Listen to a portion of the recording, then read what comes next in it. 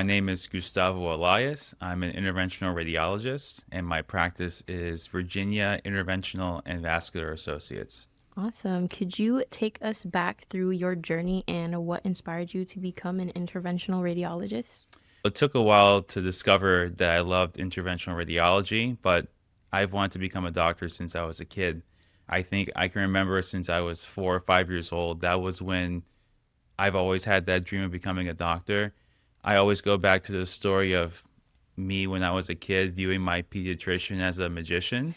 And the reason being is that I thought it was so cool that my pediatrician could listen to my story, my parents' story, do an exam, listen to my heart and lungs, and then just from that, figure out what was wrong with me. And so I thought that was the coolest trick in the book. So I was on the end of being scared of my doctor as a kid. Oh, you It's always nice to hear when kids have like a positive view of like doctors, dentists, stuff like that. Yeah, I know. And I know some people have a huge fear of doctors and dentists because they're Mm-hmm. afraid of getting poked around or drilled and things like Yeah. that. But we're also human too, and we're here to help people. Yeah. And then could you share what part of your journey inspired you to become an interventional radiologist? So it was during medical school, and I got a little bit of exposure to it during the first few years. I thought it was interesting, but never really thought too much about it.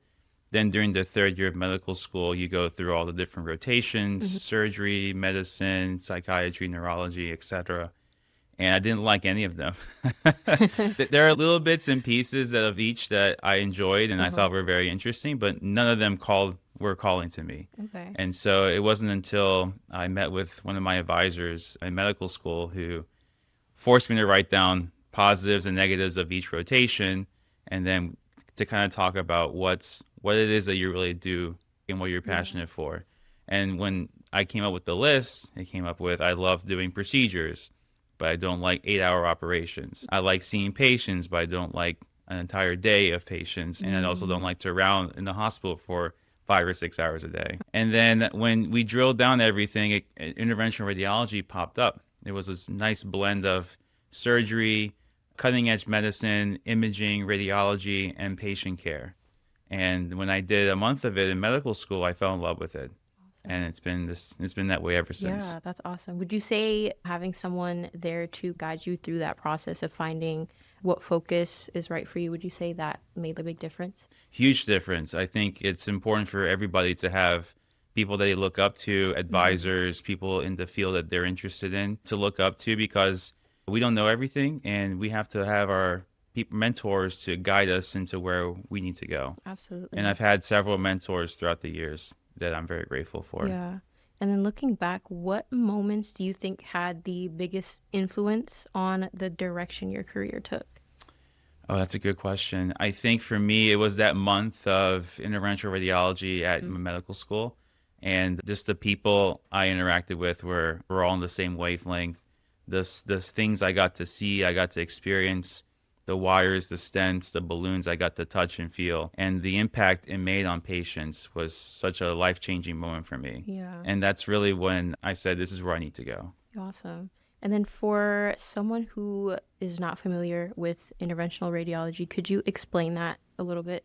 Yeah, we're a tough specialty to pinpoint. Not many people know about us, and I'm trying to break that and I want to get more exposure about it. So, we are radiologists that performs minimally invasive procedures and surgeries.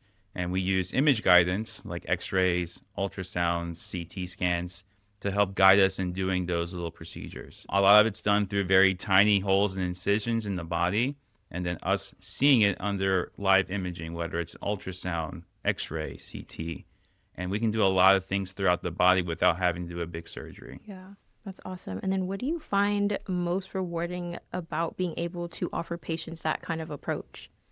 What I love hearing this one story of I wish I heard about you sooner Mm. because there are a lot of patients that are suffering with diseases that they don't have a really good option for. Yeah. And it's not until they hear through second or third opinion or even through another physician about things that we can do and offer them. And I keep hearing from patients, I wish I came to you sooner, or I wish I heard about this sooner. Yeah. And what are some procedures that you perform most often, and what what areas of treatment have become a particular area of expertise for you? So I would consider myself an endovascular specialist, but the one procedure that I really specialize in is called embolization. It's a mouthful, but what it is, we can actually go inside of your body, inside the arteries, and cut off blood flow to non-cancerous tumors, to cancerous tumors, to different organs in the body. Some of the most common things I treat are women with uterine fibroids, and we can perform an embolization procedure to cut off the blood flow to those fibroids and then shrink them and then have them feel a whole lot better, because a lot of Yeah. women come see me with pain and bleeding and they're told you have to get a hysterectomy. And some patients, that's not the case. And in Yeah. some patients, doing this procedure saves them a big surgery. They keep their uterus and their symptoms go away. Yeah. I also treat men with enlarged prostates. Same technique, but applying it in a different way, shrinking the prostate so that men can pee better. We also do this procedure for patients with knee pain. You can cut off the inflammation to the knee and give patients pain relief in the knee. It's called genicular artery embolization. Awesome. And So it's, yeah. yeah, so that's my area of specialty. It's fascinating, it's Yeah. cutting edge, and it's changing lives. Absolutely. And it's nice to hear that patients have that option not to go through a big surgery. Yeah, and I think more and more people are getting more attuned to their bodies. There's so much more information out there, so patrons are coming to us with more knowledge of what's going on, Yeah. and people want the less invasive option. Yeah. And then with patients coming in with or having done a lot of research, how do you navigate those conversations? You as a doctor have to be well read as well too. And so it's my job to be an expert in my specialty and in the diseases I treat. But even still, there are things that even I don't know. Maybe ChatGPT or Claude can tell me. But I do my best to impart my knowledge, my wisdom, and my experience, Right. which are things that I've created and developed over the years. And what are some of the newer procedures you're most excited about, and how are they changing the way you approach patient care? The embolization technique and procedure, we keep applying it to different diseases. So we're also applying it to patients with frozen shoulder. These are obviously still in clinical trials. Hip pain, arthritis throughout the body, and we're also developing new ways of removing things like blood clots in the body. And there's so much that's happening in the field that it's actually amazing. Yeah, that's awesome. And going back to that white coat syndrome that we were talking about, how do you create that sense of trust and comfort when patients tend to be anxious about a procedure? So the first thing I do is I take off the white coat. So it's just scrubs. So that's one way I try to get rid of white coat syndrome. Yeah. But I also start with just a smile and a nice conversation. And I don't dive right into somebody's issues. I start by learning about them a little bit and trying to be as relatable as you can. Yeah, I think that definitely sounds like it would help a lot. It Get to know your doctor first. It does. It helps a lot of people. You can't help everybody. There's some people that no matter what, it's white coat syndrome, it's Yeah. scrub syndrome, you name it. Just that environment creates anxiety and tension, but you try your best to Yeah. minimize it. And then for people that don't or haven't discovered interventional radiology until another specialist refers them, what do you wish more people knew about when they might benefit from seeing one? What do you mean by that question? Like, kind of giving people the option, what do you wish they knew, like what their options were with seeing an interventional radiologist?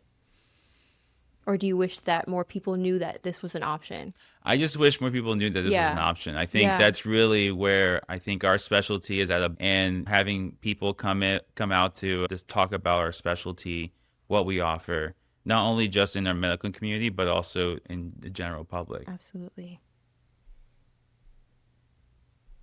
All right. And then for someone who's nervous about seeing a doctor for a procedure, what is the biggest thing that you would want them to know or understand? For me, it's that I tell patients I don't bite. I'm not here to rip you a new one or do anything crazy like that. I'm just here to help you. Yeah. I think a lot of patients have this guard up. It's very difficult to talk about things that are wrong with us. Yeah. And letting yourself be open to kind of telling somebody what's going on with you. Yeah. I think that kind of vulnerability is tough for some people. And when I practice, I try and minimize that as much as I can. Yeah. And by creating a personal bond with somebody. Right. And what I try and tell people is that my option is actually the least invasive option out there. And you remind patients, if you don't get treated by me, and if you go for a big surgery, there's more risk, there's more Mm-hmm. potential for complications. And you try and just give them all the information they need so they can make a good decision. Absolutely. And for anyone that is looking to connect with you, learn more about interventional radiology and the treatments you offer, where can they find you? They can find me on LinkedIn, so I post quite a bit there, and I also post quite a bit on my Instagram, Gustavo. And I try and provide a slight humor. I'm not a Yeah. dancing TikTok doctor. I will never be a dancing TikTok doctor. That's just not who I am. But I at least try and make it more personable and to shed some light on what I do. Yeah, awesome. And then as we wrap up, is there anything you'd like to add that we haven't touched on today? I just want people to know that when they come see me, it's not about, I'm not judging them. I try my best Mm-hmm. not to do anything like that. Yeah. I want them to feel comfortable in our office with our staff. And my mission and my goal in life is to help as many people as I can. And if I can help you along the way, whether it's an actual procedure that I perform on you or Mm-hmm. maybe even guiding you towards the right step, Yeah, I want to be there for you. absolutely. Thank you so much, Gustavo, for joining me on the podcast and sharing your knowledge, passion, and inspiring story with us. I wish you the very best in all that comes your way in the future. Thank you so much. It was great to be here. If you're a business owner, founder, or entrepreneur, we would love to have you on the Alamon Show. Just go to alamonphotography.com/podcast, sign up to be featured.